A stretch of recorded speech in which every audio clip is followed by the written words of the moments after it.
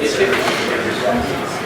so welcome to the Computer Science Colloquium. It's a great pleasure today to have Richard Jozsa here to give the colloquium. Richard got his PhD from Oxford in 1981 when he worked with Roger Penrose. And after some postdoctoral work, he was on the faculty at the University of Plymouth in the math and mathematical physics programs. He was then, for 10 years, a professor of computer science at the University of Bristol, and he's currently the Lee Trappel Professor of Quantum Physics at DAMP, the Department of Applied Math and Theoretical Physics at Cambridge. Richard has really made a lot of important contributions to the study of quantum computing and quantum information processing, so I'll mention a few of them.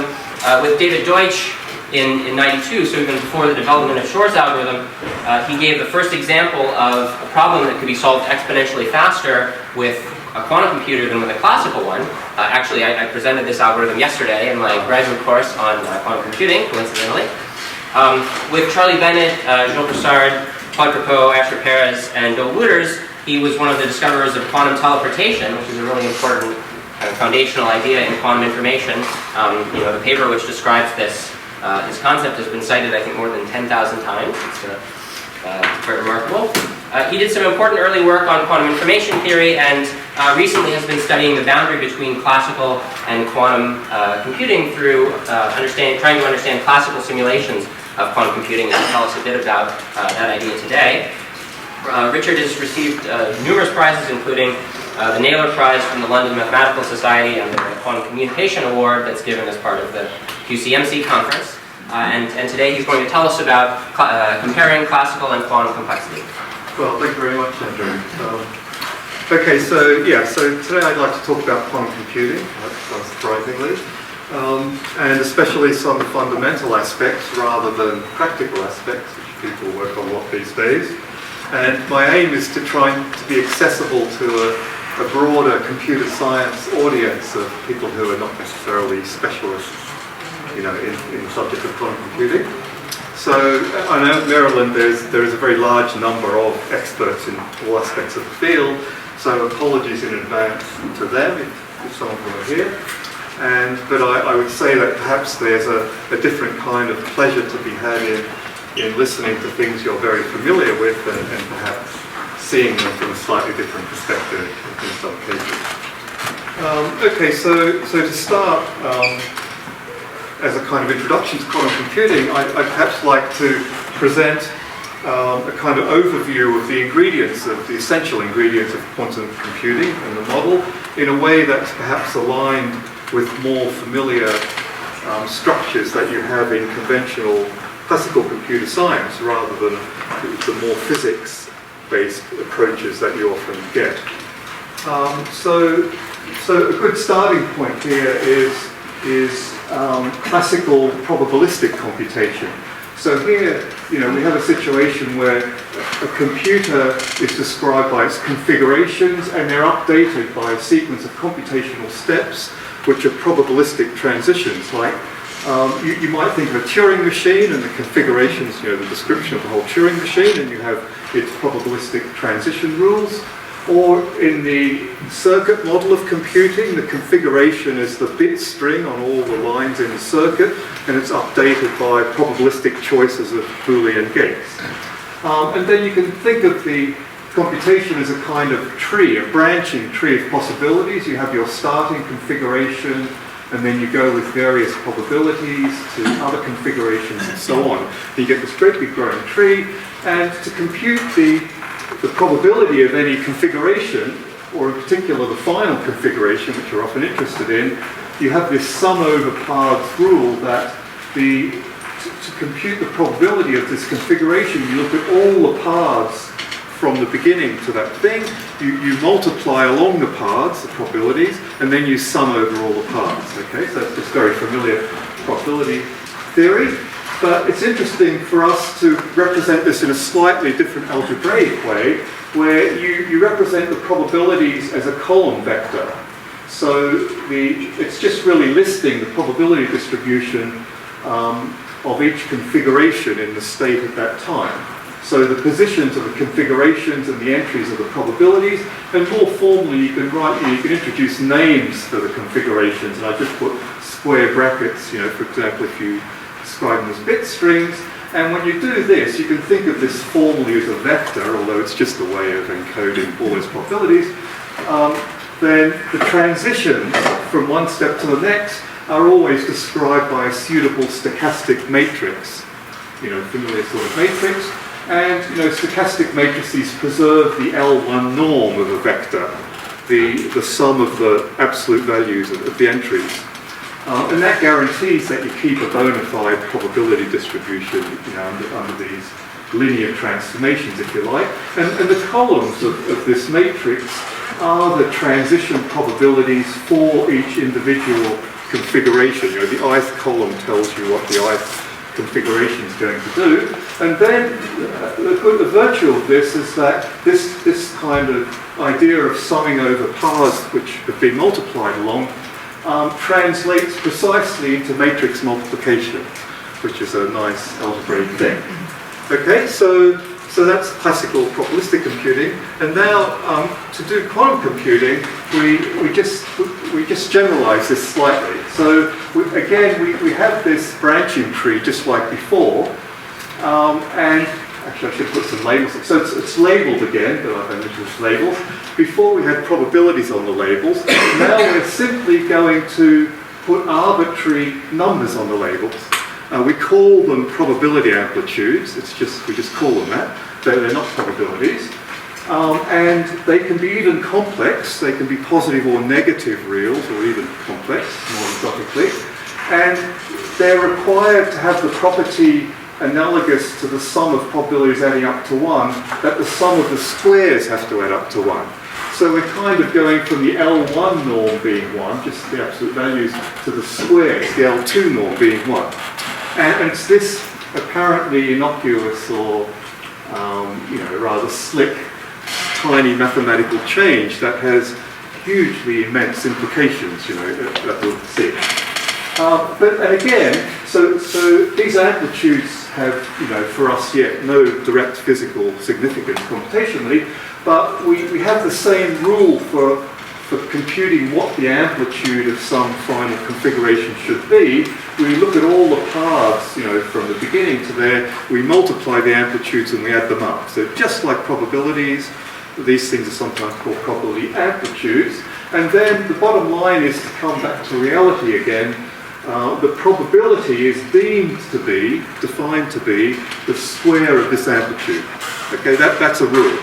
I mean, it's totally stupid, I'm sure, if you haven't seen quantum physics before, from computer science before, it's absolutely ridiculous, right? As a model of computing. But again, we can do the same kind of algebraic thing, and to emphasize that it is kind of silly, we use a silly notation for vectors. We have this asymmetrical bracket notation, because I gather, I'm a mathematician, but I gather in computer scientists are unable to parse expressions that have non-matching brackets, so that makes it really difficult. But anyhow, so we just use that. It's called the Dirac notation, but for us it's nothing more than just a notation. And now we have the amplitude, so it kind of, it's just a way of encoding the amplitudes. And now the transitions before preserve this probability condition. We want to preserve this L2 norm condition, so it's like rotations, for real numbers. It preserves the length, by sum of the squares. So they're unitary in the complex case. They're now unitary instead of stochastic matrices. And that's it. So those are going to be our transitions, and this is how we get probabilities. Now, there are lots of things. Just a glimpse of something here is that when you have a stochastic matrix, the columns tell you that where all the individual configurations go, and they can be arbitrary different probability distributions. You put any columns you like in a stochastic matrix, but for unitarity, you get this bizarre thing that a matrix as unitary requires its columns not only to have length 1, but to actually be orthonormal to each other. They're orthogonal. So you get this bizarre global extra condition coming in, which has no classical analog, that the transitions out of different configurations have to somehow be coordinated to be orthogonal in this vector sense, which is just totally strange, and and no one really knows what's going on here, right? Okay, so that's our model in terms of our computational process. And just to recap slightly, there's a few extra ingredients, which we'll come to in a moment, but just to kind of solidify this, the very simplest possible example here. In the classical case, here's a stochastic matrix for 0 and 1 going to an equal, 50-50 to 0 and 1. 0 goes to those and 1 goes to those. So here we are. Here's a process of applying this twice. And the probability of seeing 0 at the end, as you look at the two paths, you multiply and add and so on and so on. Okay, so that's all completely trivial and obvious. And in terms of vectors, the 0 state is the first basis vector, 1, 0, and the 1 state is 0, 1. The second, that's the way we label them. And it goes to this vector, a half each of 0 and 1, and then it stays there under the second thing. So that's really simple. And although you have this tree, you can simulate this process by a probabilistic choice of a single path through the tree. You just toss a coin and go to 0 or 1, then toss another coin. You don't have to kind of look at the tree globally. And in particular, if you have bigger trees, they can grow exponentially with depth. And to sample the final distribution of the tree, you can do it efficiently. You just walk through the tree, tossing, making probabilistic choices, even though it's an exponentially big thing. So that's a feature of classical probabilistic theory. Now, in the quantum case, according to the rules we've already mentioned, the simplest analog of what we've just been talking about is this unitary transformation, because you see, if I've got 0, if I want the amplitudes to be equal, they have to be 1 over root 2 now, because they have to square and add up to 1. And then the 1, the transition for 1 has to be orthogonal to that, to be a unitary matrix, so I have to put a minus sign in here. So 1 goes to 0 and 1 with plus and minus 1 over root 2 amplitudes, which is slightly bizarre, which is you don't sort of get this in probabilities. And now, if you apply our rules, the probability to get to 0 is a half times a half, which is 1, and the probability to get to 1 is 0, because you get a cancellation. So even though there are a non-zero single paths from 0 to 1, the transition is forbidden, which is very strange. Probabilistically, this can never happen. So what that means is that somehow, in some real physical sense in this model, both of these zeros and ones have to be present in the intermediate thing in order to be able to produce this. They have to cancel. You can't just go along one of them by some choice. So we say they're present in superposition and they interfere destructively at the end. And so hence, when you've got a tree like this, you cannot simulate it by just looking at some single path through the tree. You've got to somehow embrace the whole thing. And when you get a big tree of some depth, an exponentially big thing, you're looking at a process that runs in, say, linear time, but it's doing something exponentially complicated. So this model, so you see the magic word of exponential versus polynomial is coming in here, which underlies all of complexity theory.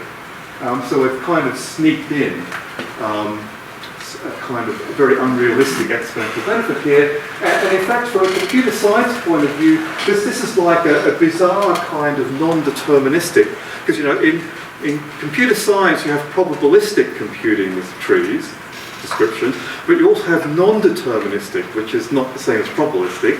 That's where all the paths exist in reality.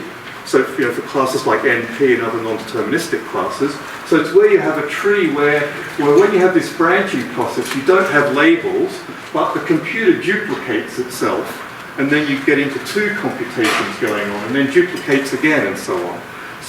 So it's usually regarded as physically unrealistic, that kind of model, but useful in theory for like definition of NP and so on. But here, we've got this bizarre ingredient that the model actually is offering us real non-determinism in this strangely weighted manner with the crazy rule for finally getting probabilities out the end. Okay, so So this already comes out of this very strange model. So more specifically now, if you think of the circuit model, which is what we always do in these, which is most common in quantum computing. In the classical case, we have our state, which is described by this probability distribution, and it's updated by these local stochastic choices of Boolean gates. And to find the final distribution, we sample individual distributions along the way and carry along just a single computational path. Whereas quantumly, we're updating now by local unitary gates, just like these stochastic things. And to sample the final distribution, you can't do it by just retaining some small description. You need generally to carry the full exponentially growing description of the entire state, because unlike probabilistically, where only one of them is really present physically, here in some strange sense they're all present, and they have to be to interfere, to give you the right answer, to possibly interfere. So you get this very, very strange situation coming out of this rather harmless tweaking of the initial model. And there's one extra ingredient in the model now, which is the last aspect which we need to know about. So this looks too good to be true. We're given exponential parallelism in some real sense, this non-determinism for free. But it's not quite as good as that, because there's another issue with reading out the results that I haven't really mentioned before. So I've said already that if we have a state with all these amplitudes for all these different configurations, the probability of seeing, if you measure them all, the whole identity of the configuration, the probability is the square of the corresponding amplitude, just like that. But an extra rather awkward thing happens if you make that measurement. After the measurement, the state is no longer that. It collapses, it collapses to the thing you saw, and afterwards you've only got a single configuration there. Now this is just like probabilistically. So if you've got a probability distribution, you sample it, you see what it is. But the point is, it was always that before. It's not as though you've kind of made it that. You've just seen what it is. And if you look at it again, you'll see the same thing. But quantumly, I've just been arguing that they're supposed to all be there. But still, when you look at it, you destroy all that. And this is axiomatic in the theory. And you're back to this same old classical type situation where there's only one left. And if you look again, you will always see that. You'll never see one of the other ones anymore. So that's rather bizarre. And the same thing happens if you only measure part of these bits. So if you measure the first bit, you basically kill off all the terms except the ones consistent with whether you've got 0 or 1, so for the first bit. And then the whole state renormalizes itself to have length 1 because you've pulled out part of that state. So this is this unavoidable disturbance due to measurement. If you look at something and read it, you have to destroy it. That you can't do anything else. That's axiomatic in the rule. And suddenly all the paths, inconsistent with what you saw, just go away. So basically, you see, you get this probabilistic information out when you read things, but then you kind of destroy lots of stuff. And so basically, although you have this wonderful, non-deterministic, simultaneous presence of everything, exponentially many things, if you try and read out what's there, nature is only going to let you get a tiny amount of information about it. Because when you look, you kill off everything except what you asked about, basically. So there's a huge amount of information being processed with these unitary processings in this non-deterministic fashion, but at the end of the day, we can't read it out, which is kind of strange, really. And that's the end of the model. That's the whole model. I haven't left anything out. That is quantum computing, basically. And of course, the whole thing is completely ludicrous from a standard computer science point of view. No one would possibly take this seriously at all for a moment, except for the fact that, to the best of our knowledge, this really is the model that nature presents us with.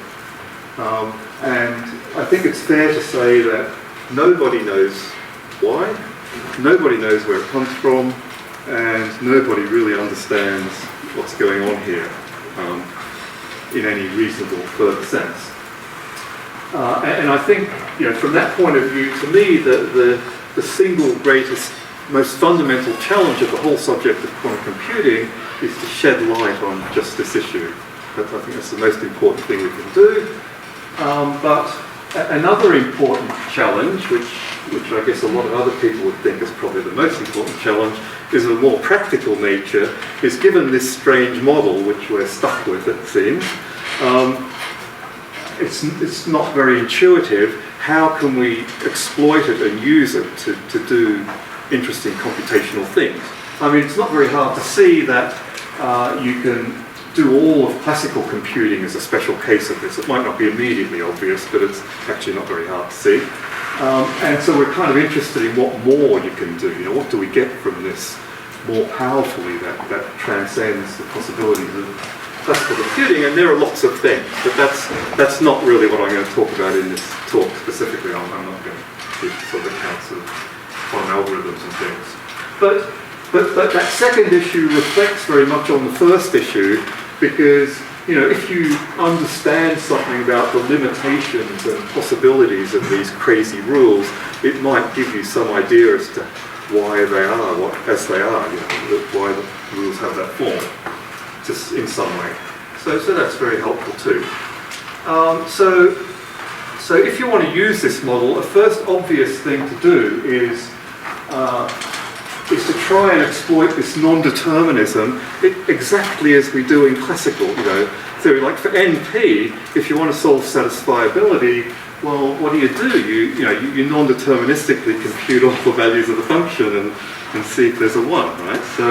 So we can actually do that here, you see. So that's what we do. We can, if we have a Boolean function that's, say, efficiently computable in this 1 bit, then it's very easy quantumly to set up a register that's in an equal superposition with equal amplitudes of all possible 2 to the n bit strings. It's this exponentially big tree of just n linear number of splittings. So here it is, this H operator, a so-called Hadamard that I mentioned before. And then you just feed that into the function, and you get this state of the computer that physically, genuinely embodies and encodes all the values of the function, all exponentially many of them. And the cost is one evaluation of the function on your computer. So that's pretty good. And we know, however, unfortunately, that we can't get lots of information about this state intuitively. So I'm sort of kind of talking intuitively here, but we can get small amounts of information about it. And the point now is this small amount of information about this whole state can be joint information about all the values rather than asking, say, for a particular value or something. So, for example, satisfiability is just one bit of information. It just asks, is there a 1 in the list or isn't there? Yes or no. That's a small amount of information about exponential stuff. But classically, it's hard to get, as we all think. However, unfortunately for us, it's the wrong kind of information. With our fancy quantum model, we can't get that information either. I mean, the point is, although we can get small amounts of information, we can't get any kind of information at all. There's rather subtle restrictions on what you're able to do, and this is the black art of designing quantum algorithms or exploiting the models to try and understand that. And in fact, in this case, for satisfiability, there's so-called Grover's quantum searching algorithm and a matching lower bound, which basically all put together says that if you use the function as just a black box and evaluate superpositions of values and don't look at the structure of the function or do more complicated things like that, then any quantum process whatsoever of the sort we've described must use the box about root 2 to the n times. So you do get, and you can do it with that many times. So you can solve satisfiability with a quadratic speed up over classical algorithms, but not an exponential speed up. You can't exploit this, this exponential parallel, this non-determinism that we seem to have been given, because we can't read it out. There are other kinds of information that are better, and I haven't written them down here. Perhaps the most famous example is if you have a periodic function in a more general context, you have lots of values of the function, and its period is one number, so it's a small amount of information about lot, and that you can get the period out quantumly, exponentially faster than any known classical method, for example. So the problem, intuitively, the problem here is that this is too unstable under small changes. If you have a function that's uniquely satisfiable, if you flip a single bit, the answer changes. But if you have a periodic function and you mess around with a few of its values, you'll still see the period. It's like pattern recognition that's still there. It takes a lot of effort to destroy the pattern. So you need that kind of stability, roughly speaking. Okay, but on a more general, so this issue, and I just want to say a few kind of intuitive words about this, which is not often raised actually in the subject, is, we're all scrambling around looking for good quantum algorithms, but how do we go about doing this? And I'm not really sure myself, how do you use this model? Well, and it seems to me it's completely different from looking for new classical algorithms. It's not the same problem at all. So it seems to date, what typically has happened is you use these lucky coincidences between well-known bits of nice pure mathematics and the mathematical formalism of the physical theory. Because, roughly speaking, computational problems are formulated mathematically and relate to pure mathematics. And then the pure mathematics also feeds into the physics via the equations of physics, and then the physics goes out and implements that quantumly. So this provides a link from computational tasks all the way over to the physics. And perhaps the really good example of this is the discrete Fourier transform, which has been known for hundreds of years. It's this beautiful construction in discrete mathematics, and it's a linear to matrix, linear transformation, and it's unitary, it's magical. That sort of sets all the lights on for us, because quantumly unitary things are quantum evolution. So this is going to be good for quantum algorithms, and in fact it really is, and it's a good candidate for quantum evolution, and it's this coincidence that gives us Shor's factoring algorithm, basically. So the problem of factoring an integer, just very briefly, using some very old number theory that was known for 200 years from the genre, you convert that into a problem of periodicity of a function on the integers, and then it's well known that Fourier transforms in classical image processing and all that are good for extracting information about periodic data, and you use that here in a quantum setting, and you get your period out, and hence you get your factoring. So it's that coincidence that works. But on the other hand, if you were required to find a new classical factoring algorithm, what would you do?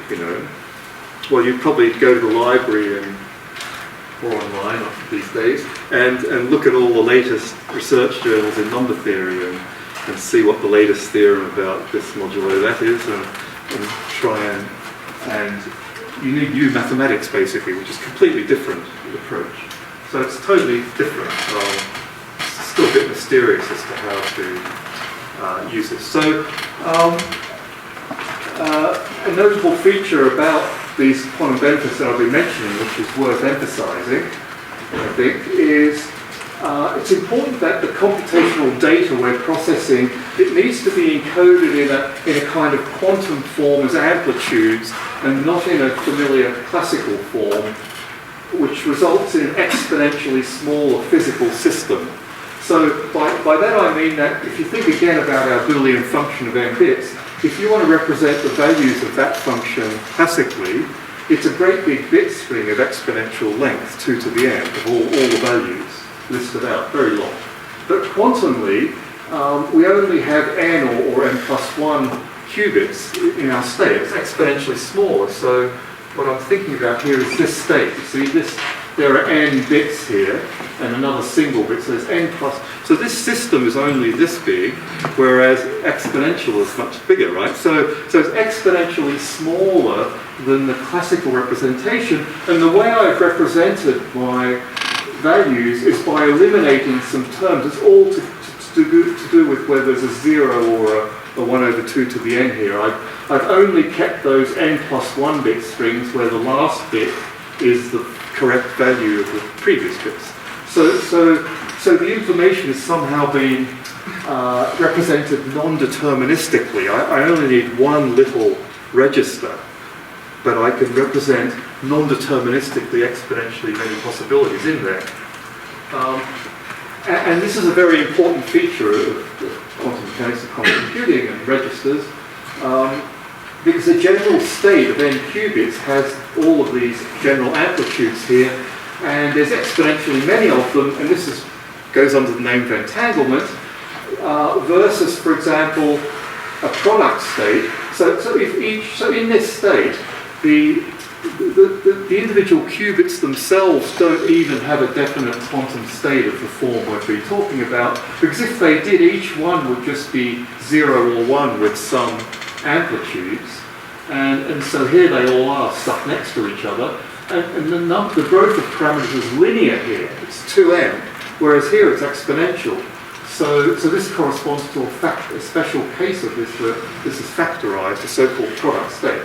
So the moral here is, in quantum mechanics, the whole is much greater than the sum of the parts, whereas in classical physics, the whole is nothing more than the sum of the parts. Any classical physical definite state of a composite system always looks like this. It's always a definite state of all the separate systems stuck next to each other, but quantumly you get this much richer structure of these kind of internal correlations between. There's all sorts of mysterious quantum correlations built into this state, which gives you this exponential complexity. So you hear this word entanglement a lot, and it's just that. Okay, so now shifting gears slightly. Instead of trying to describe some specific algorithms that are of interest, using this new model, a kind of a more abstract way of studying its relationship to classical computing, which we're very interested in, is to study the extent to which these quantum processes can be simulated on a classical computer, how much computing effort is required, perhaps in various restricted situations. And that will give us a kind of idea. And if we restrict situations where sometimes it's easy to simulate, then we can ask what quantum feature should we add in to make it hard to simulate, and it gives you some idea of the kind of quantum ingredients needed to get computing power. So it's a very interesting thing, and this is something I've been interested in for a long time, which is why I like to talk about it. So to formalise it a bit more, so the issue here is given. So we think of a circuit now, which is like Boolean gates, they're now just unitary operations, these matrices. So it's a list of gates, and you're told which lines they act on n qubit lines. The input could be just a bit string, or we'll generally allow a product state, which is only polynomially complex anyhow. That's usually a reasonable thing to do. It's not, it's still a manageable thing. And the output could be a single line for a decision problem, a yes/no question, or it could be many lines for in other situations. And the circuit has some size, number of gates in the circuit, which is usually polynomial in the number of lines. So we have a poly-sized circuit, like polynomial time quantum computation. And this is all classical data. You write all this down on a piece of paper, right? So.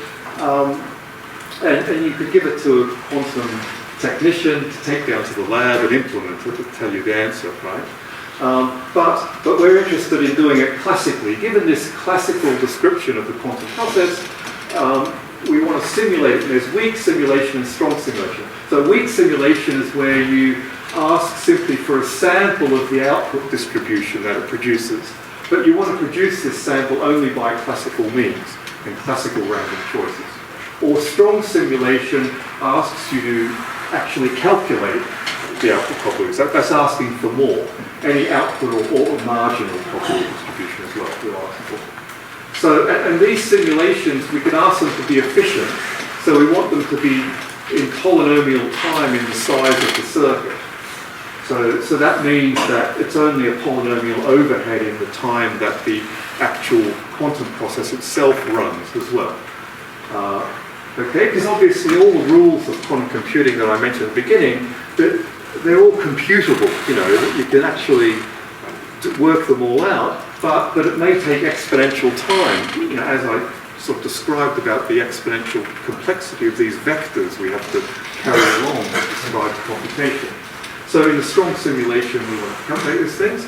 And so a few remarks is, you can show, and I won't prove it, I'll just state a lot of things. We don't really have time to go into proofs. That strong simulation implies weak simulation. If you can calculate probabilities, you can sample. Now that's not immediately obvious, because if you've got probabilities on n-bit strings, there are exponentially many of them. And if you can calculate each one in poly time, how do you sample the distribution? And for that, you need the marginals to do that. There's a trick to do that if you've got the marginals as well, if you can calculate them. But if you don't have the marginals, you can't do that. Well, it's not known how to do that. The other way, if you can sample, it does not imply that you can strongly simulate the quantum process, or at least in a sense, if it did, if you could strongly simulate any weakly simulatable quantum process, it's pretty easy to see that it implies that P equals NP, or even sharp P. It's a very drastic thing. So you certainly don't expect that. But on the other hand, a weak simulation is what we're really interested in physically, because if you run the quantum process itself in the physics quantum lab, it only gives you a sample at the end anyhow. You don't calculate the probability.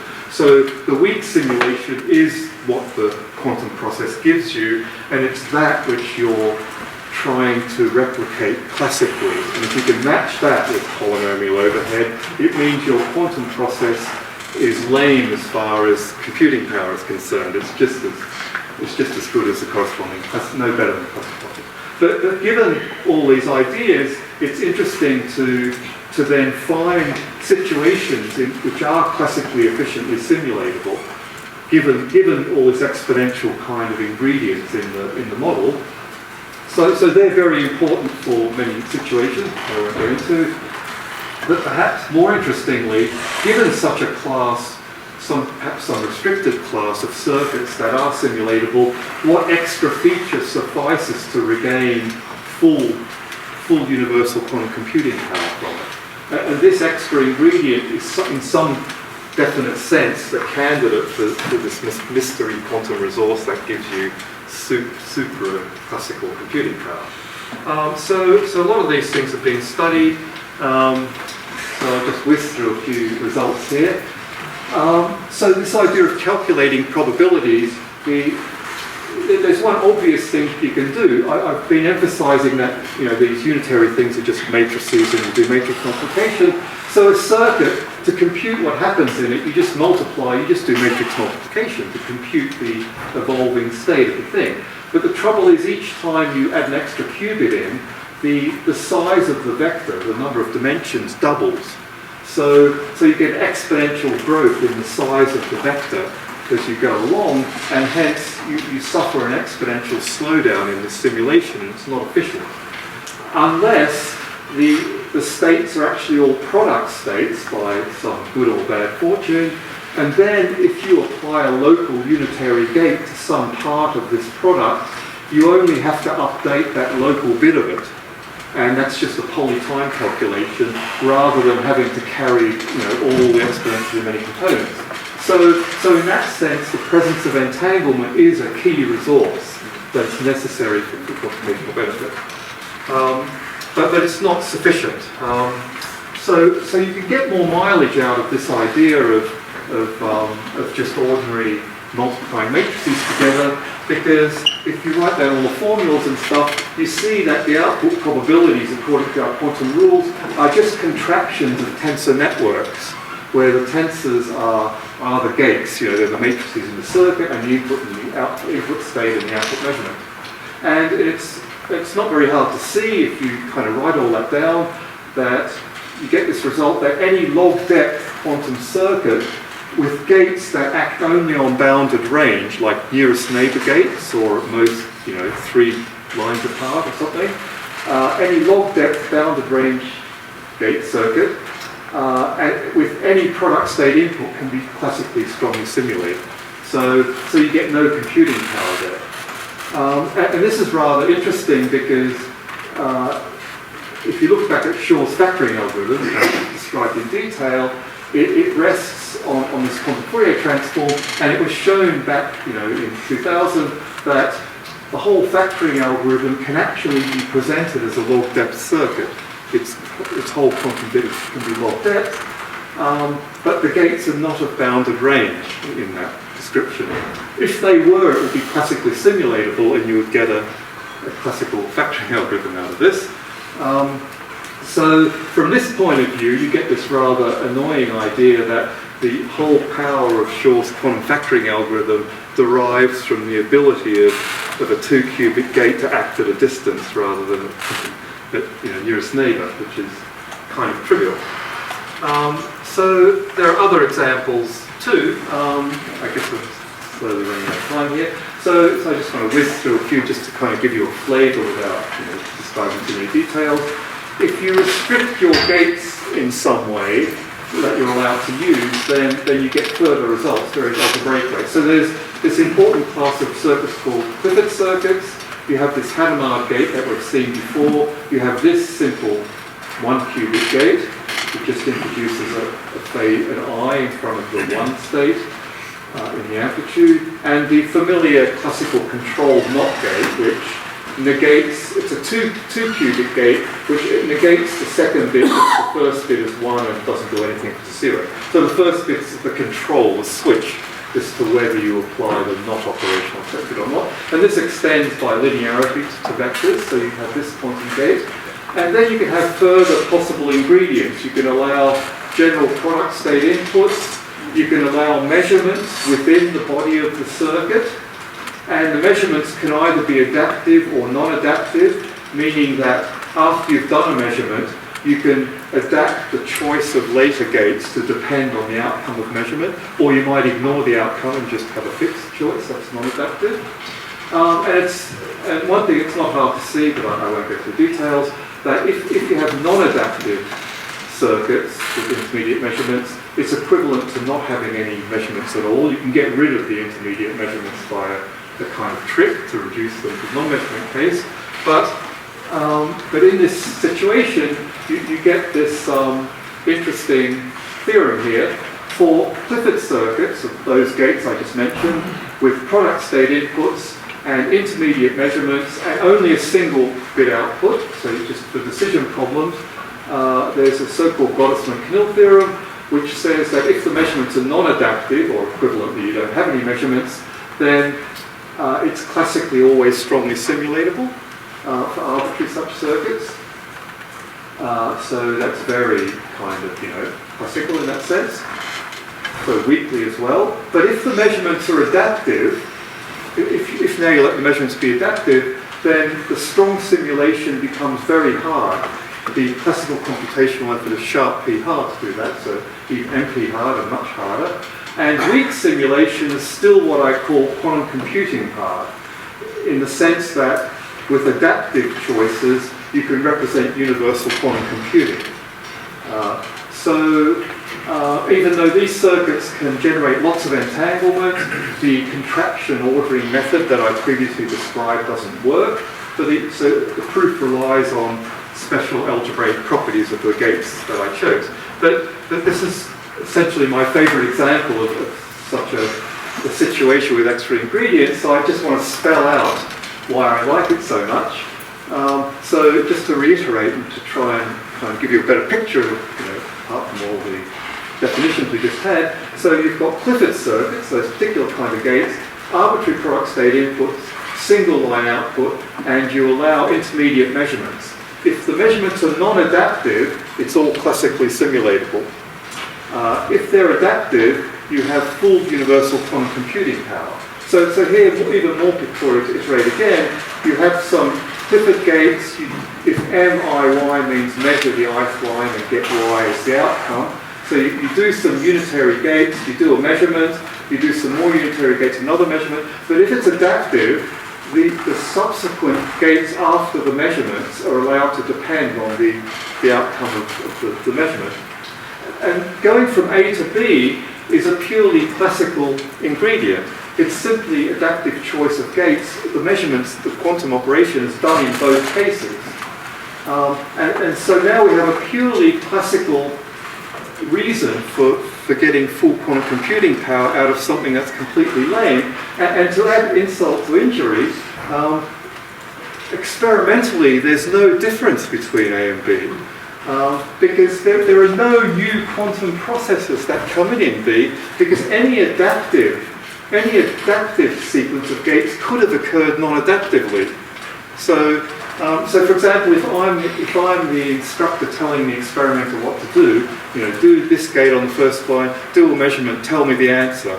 Now do this gate, now do another measurement, what's the answer? Now do another gate. The experimenter has no idea, cannot know if I'm adapting or not. So there's absolutely no difference in the laboratory effort required, yet in one case you get universal quantum computing, and in the other case it's classically simulated. So there are other examples too. So just very, very quickly, these match gates are just a particular class of 2-qubit gates, and they were introduced by Leslie Valiant, inspired by his theory of classical holographic algorithms. And it's related to counting perfect matching and weighted graphs and that kind of thing. And physically it was found to be related to quantum many-body physics, some important issues there, which I won't go into. And the theorem here is that for these particular gates, if you have any circuit of them such that the gates act on nearest neighbour lines, just immediately adjacent lines, then you can classically efficiently simulate it. But you can also show that if you allow the gates to act on just one further line apart, next nearest neighbour lines, it becomes universal for quantum computing. So again, this suggests that the relation between classical and quantum computing power is, maybe rather delicate or interesting, which is kind of bizarre. But on the other hand, you can argue the opposite point of view. There are also quantum processes which are very simple from a quantum physics point of view, extremely trivial looking processes of just diagonal gates which all commute with each other as well, so it's called instantaneous quantum computation. And if you put a row of Hadamard, these operations we've seen, on all the lines, then you do a bunch of these rather very simple gates, and then do another bar of Hadamards and measure some lines, then you can show that these can be very difficult to classically simulate, even though it's an extremely simple quantum process. So this suggests that there's a big difference between classical and quantum computing, the opposite that we've been arguing before. And the theorem more specifically is that if you measure logarithmically many output lines, you can weakly classically simulate that efficiently. But if you measure more than logarithmically many, like order n output lines, then weak classical simulation implies something catastrophically disastrous in complexity theory, namely that this thing called the polynomial hierarchy collapses to its third level. So these examples, which I've only just quickly flashed in front of you and not really explained, simply meant to give you the impression that the interface between classical and quantum computing power is very rich and interesting and delicate and can be viewed from many different points of view, and it's extremely interesting sort of area to explore and gives a lot of insight possibly into what's going on. So finally now, to come back to the more kind of fundamental issues I started with, is can we really argue that complexity theory or theoretical computer science is is really an important ingredient for physics, which would be a great thing, you know. Because after all, you know, given a physics, the whole of complexity theory is really a consequence of the fact that physical laws have limited computing power. See, because, you know, complexity theory says that there are these problems which take a lot of effort to compute and others don't, and which ones do, which ones don't, that kind of stuff. But any computational process, although in computer science you abstract your models, when you have a computer, it's always a physical device. So what's happening is restricted by the laws of physics. So complexity theory really is really a study of the computational power of the laws of physics. So we want to turn that around now, you see. We want to ask, can things formulated in the language of complexity theory be then required conditions on the physics, sort of constrained physical laws? And in particular, you know, NP, the most kind of notorious class, we all believe, I guess, that, you know, classically we can't solve that in polytime, P is not equal to NP, and quantumly, it also, despite this exponential parallelism that this non-determinism we're given, I think it seems the case that quantum computing also can't do NP in polynomial time, which is rather mysterious, I think. And you might elevate this to a physical principle and say that no physical process should be able to compute, you know, NP problem within physical consumption of poly consumption of physical resources.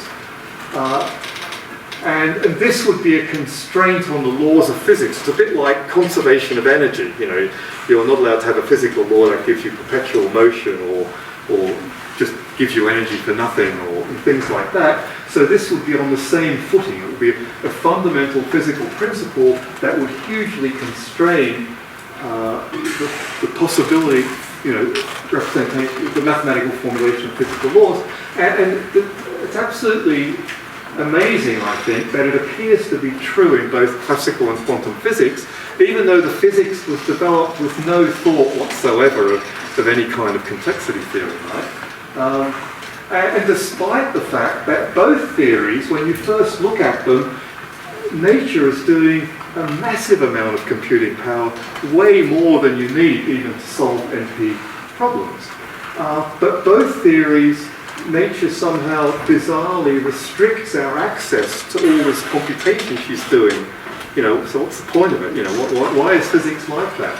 And in fact, it's also known that if you know, people sometimes consider modifying the quantum laws in various ways, then it's very hard to modify the laws of physics to not have immense computing power. So it's very special that classical and quantum physics have this limitation of apparently not being able to do NP-complete problems, which is really quite striking, I think. And this has been noticed, you know, recently, or in the past decade or so by several people. So just to say this a bit more, in classical physics, physical evolution updates real numbers. You know, states are labelled by position and momentum and that kind of stuff. And so that's an infinite information processing, right? You're updating all things. So why can't we harness that to do, you know, wonderful computations? The trouble is, this is essentially analog computation. It becomes unstable with the number of digits down the real number.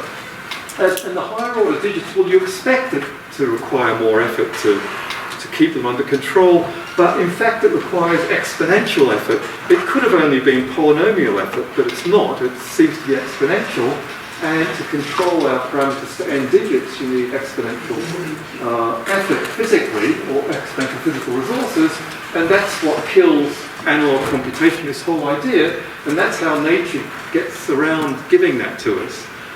So our response to that, of course, is for n digits of information, instead of using a single parameter with n digits of accuracy, which requires exponential cost, we simply use order n systems with just 1 or 2 digits each one of which requires a constant amount of stabilization, and it only grows linearly now to stabilize rather than exponentially. And what we've done here is precisely invent digital computation. So we've gained this stability at the expense of losing this ability to process huge amounts of information locally. So that's what happens in classical physics. And in quantum physics, we've already seen that, entanglement, we have this exponential non-determinism built into our model of computation, for example, representing all the values of a Boolean function in just a linear amount of physical material or register. And we can produce this in linear time, but the measurement theory, this bizarre collapse thing when we just get this probabilistic information and destructive effects, seems to be finely balanced against this massive amount of information sitting there just right so that we can't get what we want. We can get all the classical stuff and maybe a little bit more, but not the full power of MP.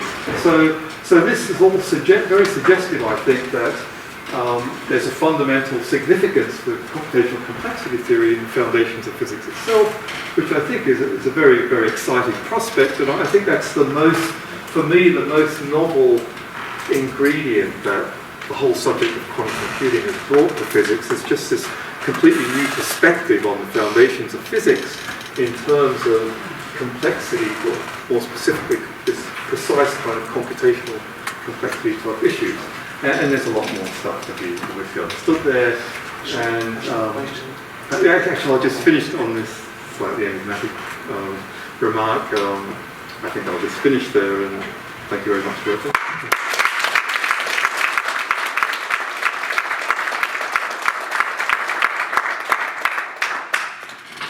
Some questions? I think there was one. When you say that quantum measurement theory is for computation, you mean on the standard objective measurements, or also the more general? Well, actually, I mean, I've only been talking about standard measurements, but in fact, it's the same is true for general POVMs or completely general quantum measurements. So it's a guess, or it's a theorem? The theorem that what? That the same is true for generalized measurement. Yeah, you don't get anything more. Why? Well, because you can represent generalized measurement as a standard measurement in expanded space, I guess. With the Stein-Spring dilation theorem. You can the most general quantum measurement can be thought of as an ordinary projective measurement on a space where you're bringing in an ancilla and you do it on a bigger space jointly. So it can be represented formally in that. So you mentioned the failure of classical analog computation because basically of not being fault tolerance, right? So we need to error correct though. Yeah. So and the remedy was digital classical computation. So how about quantum analog computation? Is it clear that we cannot correct it, do error correction, or maybe we can, and then maybe we can solve NP-hard problems? But the issue, the measurement theory is different. I mean, you can stabilize. I mean, in a sense, quantum computing is analog because the unitary, the gates, if you like, have got continuous parameters in them. So, in that sense, so you need to stabilize that. But because they're unitary, you can, the errors don't propagate in the same way that they do classically. So I think you can stabilize that. But the quantum measurement theory is a different issue. It's not one of stabilizing the thing. Even if you can stabilize it perfectly or there are no errors, to infinite precision, you still can't do anything because of the measurement theory. It prevents you from, it limits the amount of information you can get out about the state in a technical sense. You mentioned that for closed spectrum algorithm, it basically boils down to having non-nearest neighbor gates. And so does that mean if I implement closed algorithm on a quantum computer that only has nearest neighbor gates, that the advantage sort of goes away? Or can you sort of rest? No, sorry. There's an extra ingredient. It's log depth. So you can implement Shor's algorithm with nearest neighbor gates, but in a poly-sized computation, but it will be poly-depth. Rather than log depth. Exactly, because if you have distant gates order n apart in log depth, you can use a ladder of swap operations, which is linear length ladder, and so it becomes still poly depth, but not log depth anymore. So yeah.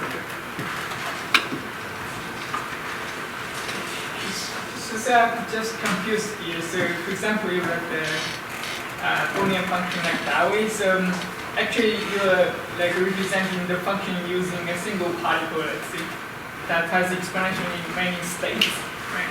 Yeah, or n plus 1 qubits, I guess, yeah. So a linear number of particles, yeah. Yeah, so but how can you like, how can you have that bit? You have to have some Hamiltonian, so finally need to have that bit. Well, you can make that state. But so it's to make like an internal any state, you have to estimate the function for like exponentially many times. Right? So can you have that bit in the beginning? Have that state in the beginning? No, you can make this state with only a linear effort. Only linear effort. I mean, like right at the very beginning somewhere.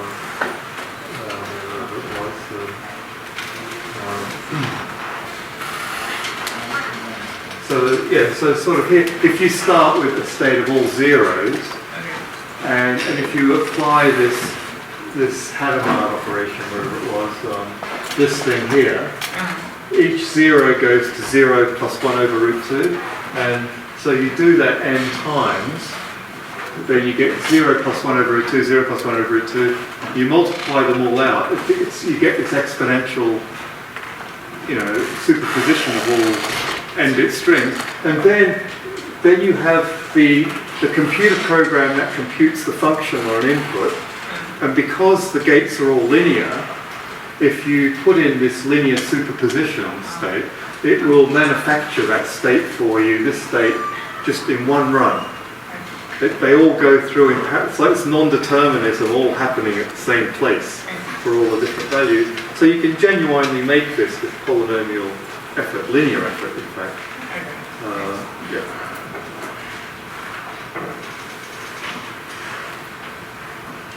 Okay, well, let's thank Richard again.